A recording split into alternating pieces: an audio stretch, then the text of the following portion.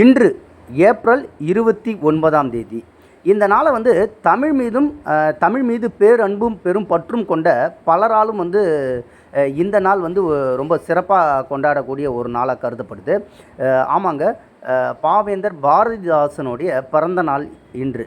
அதாவது வந்து 1891ஆம் ஆண்டு ஏப்ரல் 29ஆம் தேதி தான் ஐயா பாவேந்தர் பாரதிதாசன் வந்து பிறக்கிறாரு. புதுச்சேரி மண்ணில் பிறந்த பாவேந்தர் பாரதிதாசனுடைய தந்தையார் பேர் வந்து கனகசபை, தாயார் வந்து லக்குமி அம்மையார். இப்போ நம்ம பார்த்துக்கிட்டு இருக்க இந்த புதுவை தமிழ்ச்சங்கத்துக்கும் பாவேந்தருக்கும் பெரும் தொடர்பு உண்டு. இந்த புதுவை தமிழ்ச்சங்கம் உருவாக காரணமே வந்து பாவேந்தர் பாரதிதாசன். இந்த காணொலியில் பாவேந்தர் பாரதிதாசனை பற்றிய பல சிறப்பு வாய்ந்த தகவல்களை வந்து சொல்ல போகிறோம். வாங்க அப்படியே இந்த காணொலி பார்க்கலாம். அன்பு தமிழ் சொந்தங்களுக்கு வணக்கம். நான் உங்கள் அன்பு தமிழன் ஆரா. நமது தமிழ் கோயில் யூடியூப் சேனலை சப்ஸ்கிரைப் செய்யாதவங்க தயவுசெய்து சப்ஸ்கிரைப் செய்யுங்க. அப்போ தான் நான் போடுற காணொலி உங்களை வந்து சேரும். இந்த காணொலியில் நாம் என்ன பார்க்க போகிறோன்னா, புரட்சி கவிஞர் பாவேந்தர் பாரதிதாசனுடைய வாழ்க்கை வரலாறு தான் இந்த காணொலியில் பார்க்க போகிறோம். அது மாதிரி வந்து தற்போது தமிழக அரசு வந்து பாவேந்தருக்கு ஒரு நினைவு மணிமண்டபம் கட்டுறதா வந்து அறிவிச்சிருக்காங்க. அதை பற்றி புதுவை தமிழ்ச்சங்க தலைவர் ஐயா முனைவர் வி முத்து அவர்கள் வந்து சமீபத்தில் நன்றி தெரிவிச்சிருக்காங்க. அவர்கிட்டே வந்து இதை பற்றி ஒரு தகவலை கேட்போம். கருத்துக்களை வந்து நமது தமிழ் கோயில் யூடியூப் சேனலுக்கு கொஞ்சம் பதிவு பண்ணுங்க ஐயா. அனைவருக்கும் வணக்கம். இன்று புரட்சிக்கு வந்த பாவேந்தர் பாரதிதாசனுடைய பிறந்தநாள் அன்று இந்த பிறந்தநாளை தமிழ்நாடு அரசு மாண்புமிகு முதல்வர் மு.க. ஸ்டாலின் ஐயா அவர்கள் இந்த பிறந்தநாளை வந்து இதற்காக மணிமண்டபம் கட்ட வேண்டும் 3 கோடி ரூபாய்க்கு ஒதுக்கீடு செய்து அதை கோட்டக்குப்பத்தில் மணிமண்டபம் கட்ட அறிவித்ததிலே தமிழர்கள் அனைவருக்கும் மகிழ்ச்சியான ஒரு செய்தியாகும்.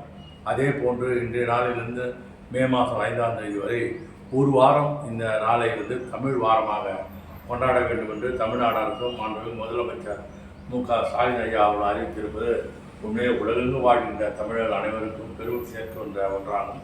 தமிழுக்காக தமிழ்நாடு அரசு செய்கின்ற இந்த மிகப்பெரிய அளப்பரிய ஒரு காரியம் உண்மை பெருமைக்குரியது. அதுவும் குறிப்பாக பாவேந்தருக்காக அவர் அறிவித்திருக்கின்ற இந்த அறிவிப்புகள் உண்மை தமிழர்கள் நெஞ்செல்லாம் நீங்கா இடம்பெற்று நீடித்து புகழ் சேர்க்கும் என்பதை நான் இந்த நேரத்தை தெரிவித்துக் கொண்டு பாவேந்தர் பாவேந்தருடைய புகழ் ஓங்குக. பாவேந்தருடைய அவருடைய எழுத்து, எண்ணம், கருத்து அனைத்தும் உலக மக்களை சென்றடைய வேண்டும் என்று அவாவை தெரிவித்துக் கொள்கிறேன். நன்றி, வணக்கம். இப்போ நம்ம பார்த்துக்கிட்டு இருக்கிறது பாவேந்தர் பாரதிதாசன் வாழ்ந்த இல்லம். இந்த இல்லம் வந்து புதுச்சேரி பெருமாள் கோயில் தெருவில் தான் இருக்குதுன்னு வச்சுங்களேன். பாண்டிச்சேரிக்கு சுற்றுலா வரவங்க தமிழ் ஆர்வலர்கள்லாம் வந்து பாவேந்தர் இல்லம், பாரதி இல்லம் இதெல்லாம் வந்து பாண்டிச்சேரியில் பார்க்கணுன்னு ஆசைப்படுவாங்க. அப்படி வரவங்க பெரும்பாலும் வந்து வரக்கூடிய இல்லம் இந்த இல்லம். காலையில் 10 மணிலேருந்து சாயந்தரம் 5 மணி வரைக்கும் இந்த இல்லம் வந்து திறந்திருக்கும். ஐயா பாவேந்தர் பாரதிதாசனுக்கு வந்து ஆரம்ப பள்ளி வந்து ஃப்ரெஞ்சு ஸ்கூலில் தான் படித்தாங்க. அடுத்தது தான் வந்து தமிழ் மீடியமாக மாற்றினாங்க. ஆரம்ப பள்ளிக்கூடத்தை வந்து பள்ளி ஆசிரியர் வந்து திருப்பள்ளி சாமின்றவர் வந்து தமிழ் இலக்கியம், இலக்கணம் இதெல்லாம் வந்து சொல்லி கொடுத்து ஒரு தமிழ் ஆசிரியராக உருவாக காரணமாக இருந்தவர்.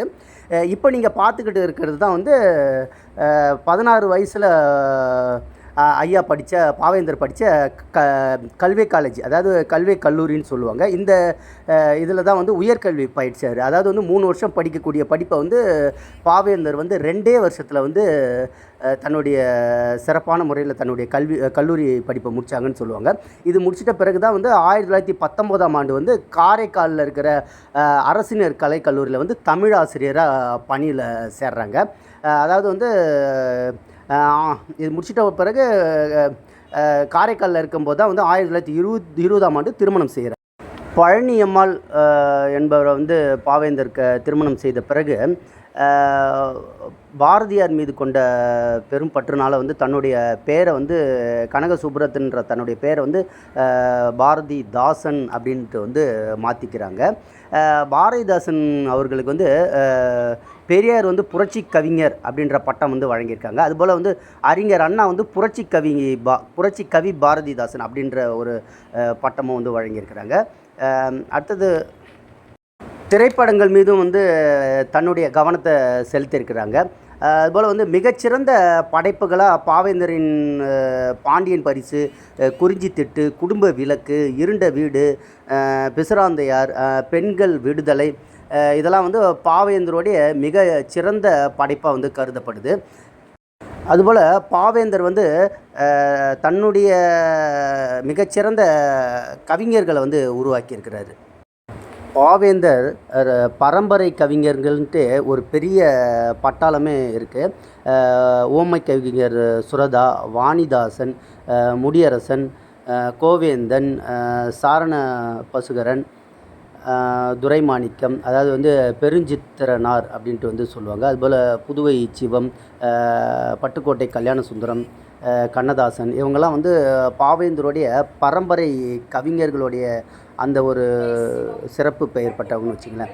இப்போ உதாரணத்துக்கு சொல்லணும்னா இதுபோல் பல கவிஞர்களை, புதிய கவிஞர்களை வந்து உருவாக்குற ஒரு பெரும் சிறப்பில் தான் வந்து நம்ம புதுவை தமிழ்ச்சங்கமும் வந்து உருவாக்கிக்கிட்டு இருக்குது.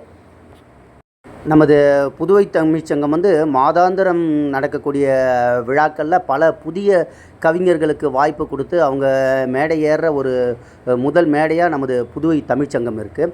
அந்த புதுவை தமிழ்ச்சங்கத்தில் வந்து பாவேந்தர் பாரதிதாசனுடைய பிறந்தநாள் விழா வந்து மிக சிறப்பாக சில தினங்களுக்கு முன்பு கொண்டாடப்பட்டுச்சு. அந்த விழாவில் தான் பாவேந்தரனுடைய பேரன் மதிப்புக்குரிய ஐயா பாரதி அவர்கள் வந்து தற்போது உரையாற்றிக்கிட்டு இருக்காங்க. இந்த விழாவில் வந்து தமிழ் அறிஞர்கள், தமிழ் ஆர்வலர்கள், இவங்களை எல்லாருமே வந்து புதுவை தமிழ்ச்சங்க தலைவர் ஐயா முனைவர் வி முத்து அவர்கள் வந்து சிறப்பு செய்தார். ஒவ்வொரு மாதமும் வந்து நடக்கிற விழாவில் வந்து பல தமிழ் அறிஞர்களை வந்து நம்ம புதுவை தமிழ்ச்சங்கத்து மேடையில் வந்து சிறப்பு செய்யணுன்றது வந்து நமது புதுவை தமிழ்ச்சங்க தலைவர் ஐயா முனைவர் வி முத்துவோடைய பெருஞ்சிறப்பு. அதுபோல் இந்த விழாவில் வந்து சிறப்பு செய்தது உண்மையிலே மகிழ்ச்சி அளிக்கிறது. பாவேந்தரின் பரம்பரை கவிஞர்கள் வந்து தற்போதும் உருவாகிக்கிட்டே இருக்கிறாங்க.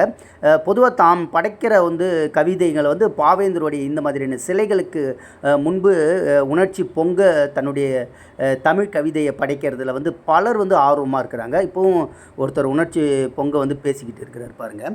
அதுபோல் வந்து பாவேந்தருக்கு வந்து சரஸ்வதி, கோபதி, வசந்தா, ரமணி என்ற பிள்ளைகள் இருந்திருக்கிறாங்க. கோபதி தான் வந்து ஐயா மன்னர் மன்னன் தான் கோபதின்னு சொல்லுவாங்க.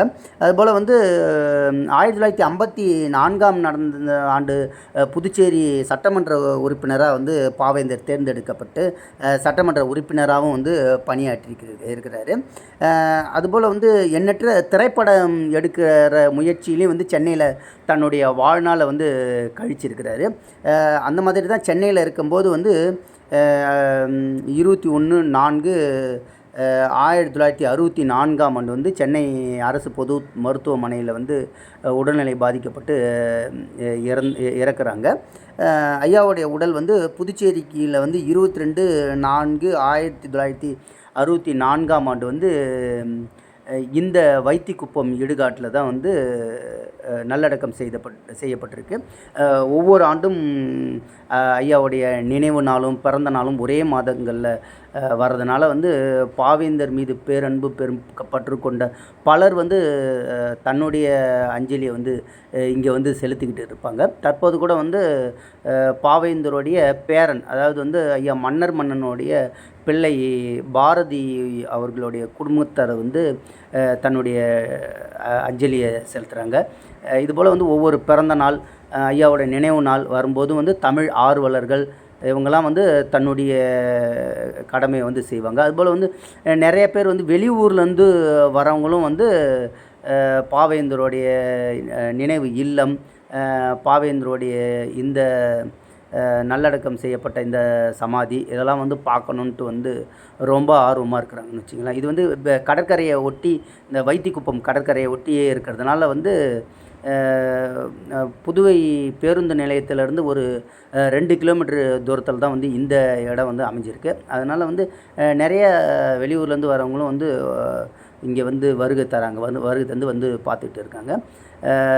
தமிழுக்கு பெரும் சிறப்பு செய்த புதுவை மண்ணின் மைந்தன் ஐயா பாவேந்தர் பாரதிதாசனுடைய புகழ் வந்து என்றென்றும் நிலைச்சு நிற்கும். வாங்க அவருடைய பேரன் என்ன சொல்கிறாருன்னு கேட்போம். ஆனால் உங்களுக்கும் உங்களுடைய தாத்தாவுக்கும் உள்ள அந்த பழைய நினைவுகள் ஏதாச்சும் இருந்தாக்கா கொஞ்சோன்னு பகிர்ந்துங்கண்ணா. 1, 2 என்றால் சொல்லிவிடலாம். 1000 நினைவலைகள் ஓடிக்கொண்டிருக்கின்றன. இதிலே நினைத்து பார்த்து சொல்ல சில முத்துக்களாக எடுத்து வைக்கின்றேன். பாவேந்தர் அவர்களுக்கு 3 மகள், ஒரு மகன். அந்த மகன் கோபதி என அழைக்கப்பட்ட, பின்னர் பாவேந்தரால் மன்னர் மன்னன் என்று அவருக்கு பெயர் சூட்டப்பட்ட என்னுடைய தந்தையார். மன்னர் மன்னனாகிய என்னுடைய தந்தையாருக்கு நாங்கள் 3 பையன்கள், ஒரு பெண். என்னுடைய தங்கை, எனக்கு 2 அண்ணன்கள்.